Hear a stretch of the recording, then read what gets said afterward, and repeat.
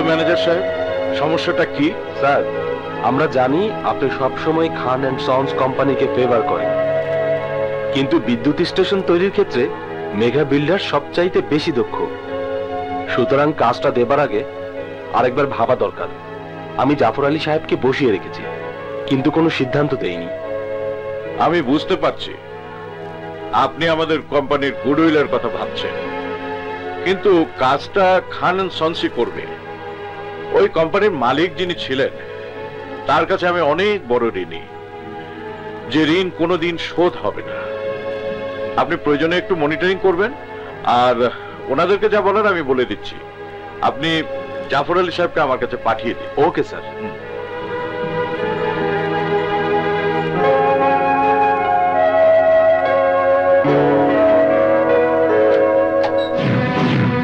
May I come in, sir? আসুন জাফর আলী সাহেব, আসুন। Thank you, sir. Please take your seat. Thank you.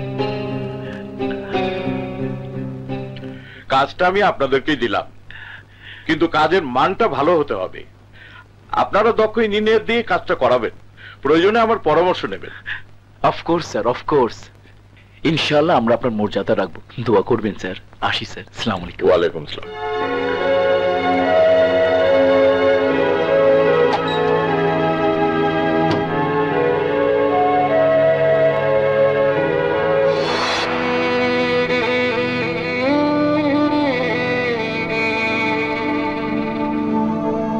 Mister সাহেব।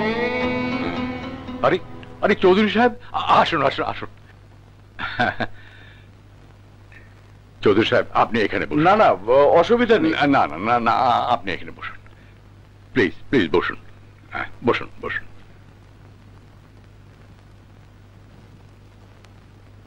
চৌধুরী সাহেব, আপনাকে সামনে বসিয়ে আমি ওই চেয়ারে বসতে পারি না।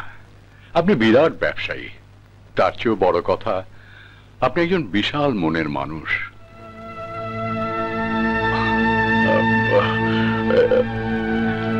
আমি বোধহয় আপনাকে অসময়ে ডিস্টার্ব করলাম। না না না চৌধুরী সাহেব, মোটেই না। আপনি বরং সঠিক সময়ে এসেছেন। আমার দুঃখের কথা শোনাবারও লোক নেই। আপনার কি হয়েছে খান সাহেব? একা একা বসে কাঁদছিলেন। নিজের ঘরের খারাপ খবর তো পরের কাছে বলা যায় না চৌধুরী সাহেব। আপনাকে বলতে আমার কোনো দ্বিধা নেই। মা মরা একটা মেয়ে আছে আমার। ওর বয়স যখন 3 বছর, তখন ওর মা মারা যায়।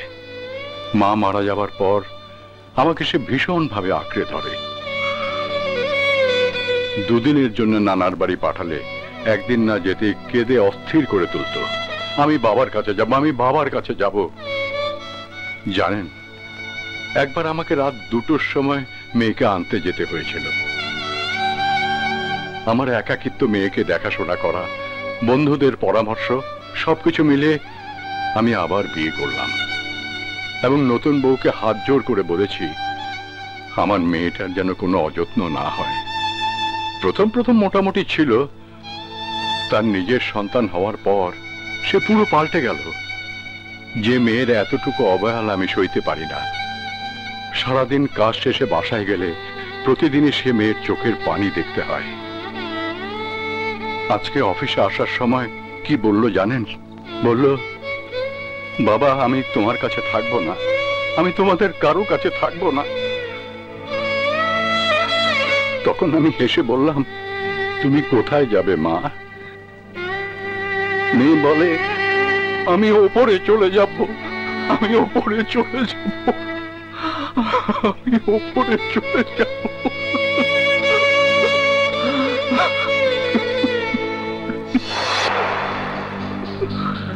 খান সাহেব মারা গেছে অনেক দিন। তার কোম্পানিকে অনেক ব্যবসা দিয়েছি আমি, কিন্তু তার মেয়েটির কোনো খোঁজ খবর নেওয়া হয়নি। এটা ঠিক হয়নি আমার। হাজার ব্যস্ততার মাঝে মেয়েটির খোঁজ নেওয়া উচিত ছিল। সেটা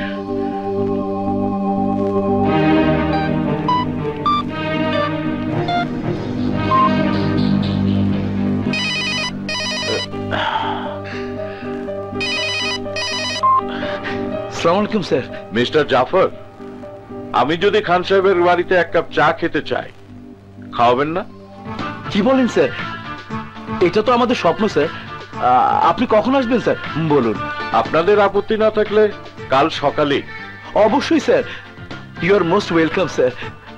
জি, thank you sir, thank you. আপা, আপা, কি হয়েছে? অত চিৎকার করছিস কেন? আরে শোনো না, চৌধুরী গ্রুপ অফ ইন্ডাস্ট্রিজ এর মালিক আমাদের বাসায় আসছে। বলিস কি তুই?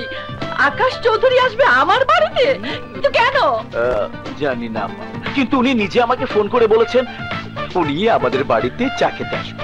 তাছাড়া উনি আজকে আমাদেরকে 5 কোটি টাকার একটা কাজ দিয়েছেন। কাজটা করতে পারলে কমপক্ষে 1 কোটি টাকা লাভ হবে। কখন আসবে? কাল সকালে আসবে। বেশ, আসুক, দেখি কি বলে। আসুন প্লিজ, প্লিজ বসুন। আপা, উনি mister Akash Chowdhury, Chowdhury group of industries এর মালিক। স্যার, আমার বড় বোন মিসেস খান। আসসালামু আলাইকুম। প্লিজ বসুন। প্লিজ স্যার বসুন। Thank you. আপনার মতো লোক আমার বাড়িতে আসবেন আমি ভাবতেই পারছিলাম না। ভাবতে না পারার তো কিছু নেই। আপনাদের কোম্পানির সাথে আমার দীর্ঘদিনের ব্যবসা, এতদিন যে আশা হয়নি সেটাই বরং আশ্চর্যের কথা।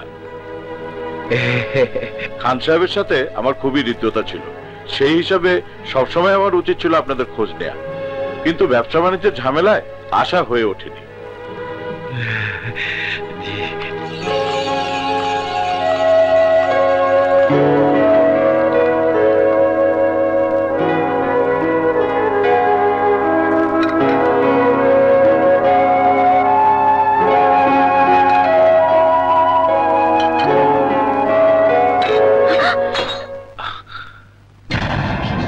আরে আরে, লুক কোথাকার? কাজের সময় মন কোথায় থাকে? হ্যাঁ,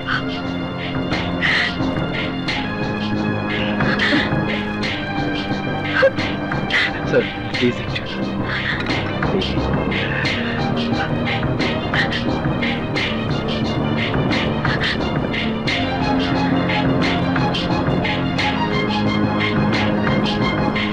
ঠিক আছে, ঠিক আছে। এই যে নবাব নন্দিনী, বেলা কটা বাজে?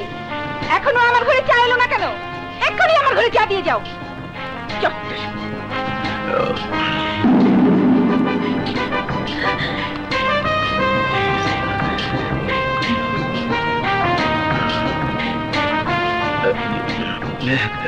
স্যার স্টার্ট করেন স্যার। ভাবি, আপনার ছেলে মেয়েরা কে কি করে? ওই যে দেখলেন না, চায়ের জন্য চেঁচামেচি করলো, ওটা আমার ছোট মেয়ে, ভীষণ চাখোর, সামনে এসএসসি পরীক্ষা দেবে। আর বড় ছেলেটা এইচএসসি তে পড়ছে, সারাক্ষণ ক্রিকেট নিয়ে ব্যস্ত। কিন্তু আমার যতদূর মনে পড়ে সবার বড় আপনার একটা মেয়ে থাকার কথা, কি যেন নাম? নীলা। ওটা অবশ্য আপার মেয়ে না, দুলাভাইয়ের আগের ঘরের মেয়ে। রাইট, সেই মেয়েটা কোথায়?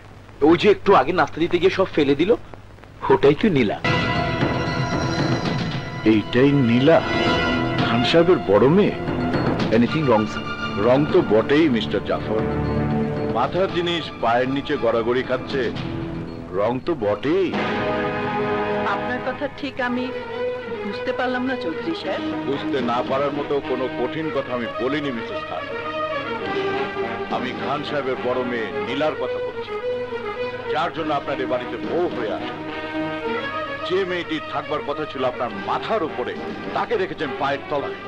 শুধু আপনিই নন, এবাড়ির সবাই তাকে পায়ের তলায় পিষ্ট করছে। ভেরি স্যাড মিসেস খান, ভেরি স্যাড। চৌধুরী সাহেব, আপনি আমার পারিবারিক ব্যাপারে হস্তক্ষেপ না করলেই আমি খুশি হব। আপনি যে জন্য এসেছেন তাই বলুন। আমি সেই বিষয়ে কথা বলছি। আমি দেখতে এসেছিলাম খান সাহেবের মা মরা মেয়েটি কেমন আছে। এসে যা দেখলাম তাতে প্রাণ জুড়িয়ে গেল যে হাত পা বরফের মতো জমে যাচ্ছে। আর আপনার কথা শুনে আমার হাত পা চলে যাচ্ছে। ভাব দেখে মনে হচ্ছে মায়ের থেকে মাসির দরদ। মাসির দরদ নয় মিসেস খান, মানুষের জন্য মানুষের দরদ। একটা বোবা প্রাণীর জন্য মানুষের যে ভালোবাসা থাকা দরকার, ওই মেয়েটির প্রতি তার এক কণাও আপনার নেই। আপনি তার বাবার বিষয় সম্পত্তি ভোগ করছেন, তার বাড়িতে বসবাস করছেন। মা হয়ে আপনি মেয়েকে রেখেছেন চাকরানি বানিয়ে। আপনি মানুষ না অন্য? সামলে কথা তুলি। আমার বাড়িতে দাঁড়িয়ে আপনি আমাকে যা খুশি তাই বলছেন। এত বড় সাহস আপনি কোথায় পেয়েছেন? আপনার চৌধুরীগিরি আপনার বাড়িতে গিয়ে ফেলান। Please get out. বলার আমি কথা বলুন মিসেস খান। আপনি বুঝতে পারছেন না আপনি কার সাথে কথা বলছেন। আরে আপনার মতো 14টা পরিবার আমি 1 ঘন্টায় কিনতে পারি। 1 ঘন্টার মধ্যে আমি আপনার দর্প চূর্ণ বিচূর্ণ করে দিতে পারি। সামান্য একটা মেয়ে মানুষের কাছে আমি আমার ক্ষমতা দেখাতে চাই না। একটা কথা শুনে রাখুন, যে মেয়েটিকে আপনি দিনের পর দিন নির্যাতন করে চলেছেন। বাড়িতে গিয়ে ফেলান। Please get out.